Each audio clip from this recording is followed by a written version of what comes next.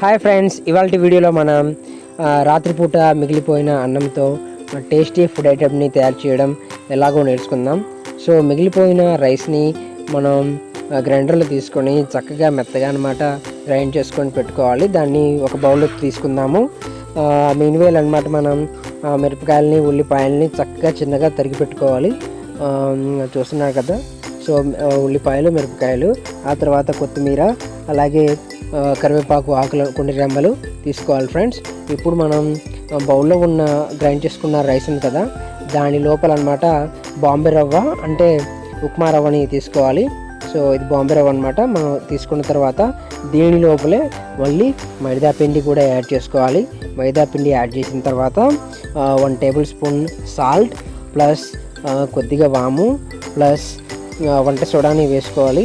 ఆ తర్వాత కారం, పసుపు ఇవి కూడా వేసుకోవాలన్నమాట. వేసుకున్న తర్వాత చక్కగా కలుపుకోవాలి ఫ్రెండ్స్ చేత్తో.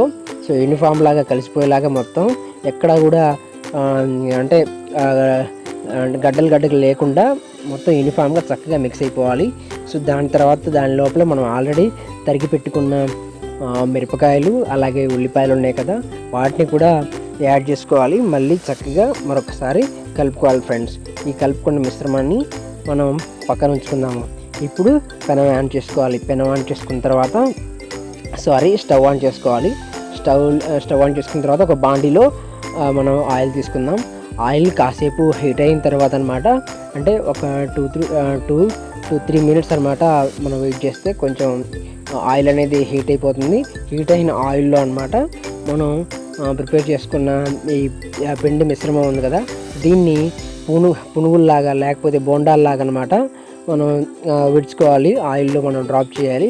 సో చక్కగా చిన్న చిన్న బోండాలు లాంటివి మనం తయారు చేసుకోవచ్చు ఫ్రెండ్స్.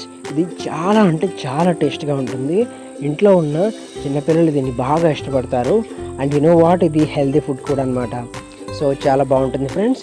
మీరు ఖచ్చితంగా దీన్ని ఇంటి దగ్గర ట్రై చేయండి. చాలా టేస్టీగా ఉంటుంది.